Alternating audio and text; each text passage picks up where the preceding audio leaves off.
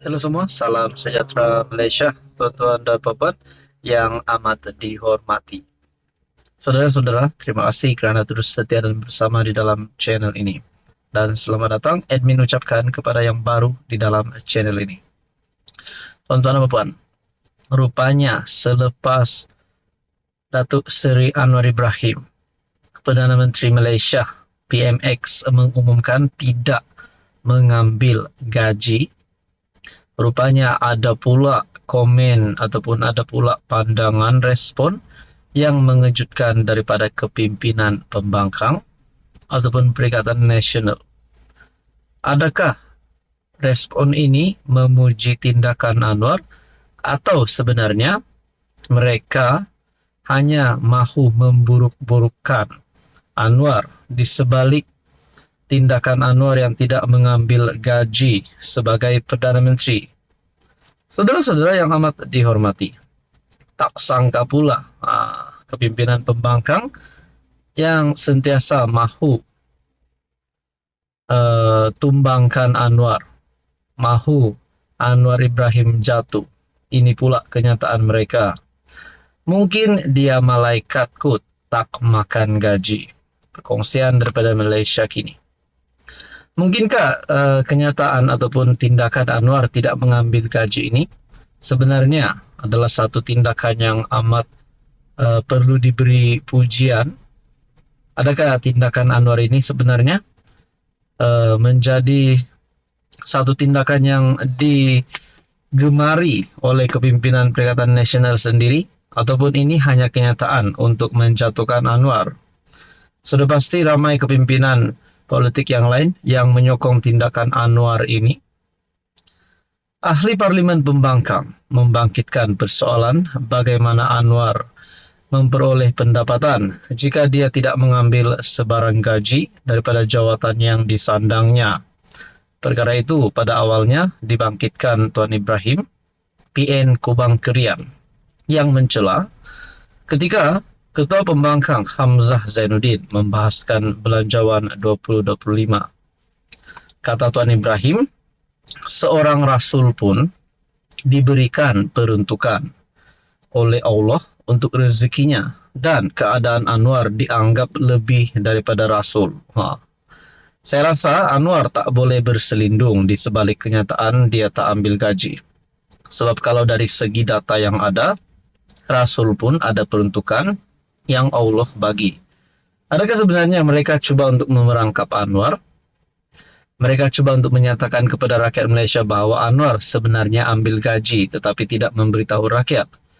Saudara-saudara, berkaitan dengan ini, rasanya Anwar Ibrahim perlu komen.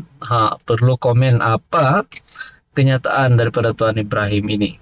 Jadi kita nantikan apa respon dan pandangan daripada PMX sendiri. Yang pasti usaha murni PMX ini perlu diberikan kepujian. Jadi dalam kenyataan ini, mengulas pandangan Tuan Ibrahim, Hamzah berkata, dia berpendapat langkah tidak mengambil gaji itu sesuatu yang baik. Rupanya mereka mengaku perkara itu sesuatu yang baik.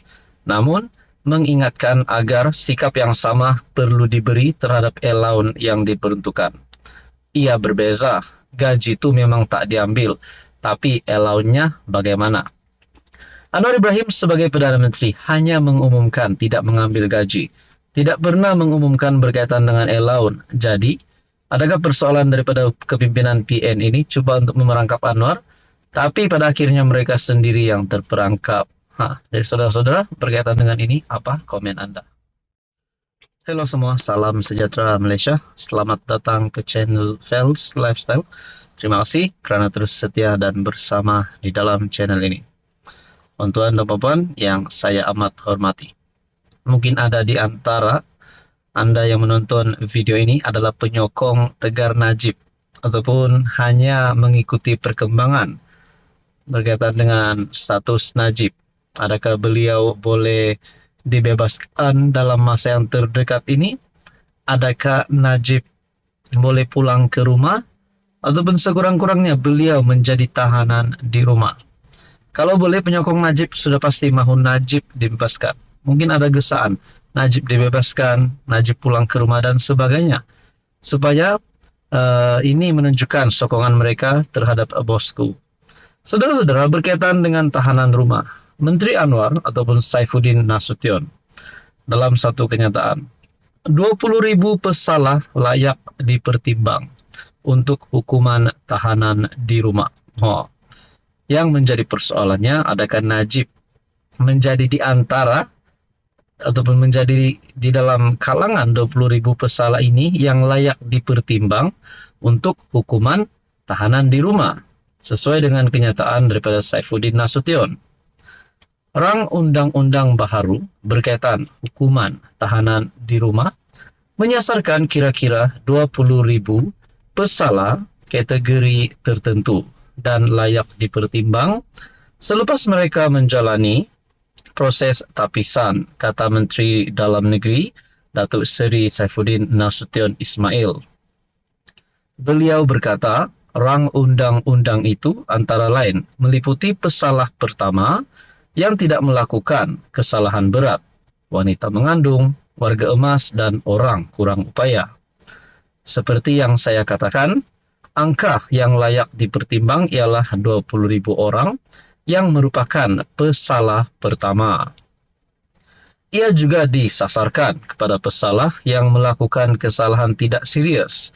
Contohnya, ibu tunggal dihimpit kemiskinan yang mencuri susu kerana ingin memberi anaknya makan dan dijatuhi hukuman penjara, katanya selepas merasmikan mesyuarat agung tahunan Parti Keadilan Rakyat cabang Kota Raja hari ini.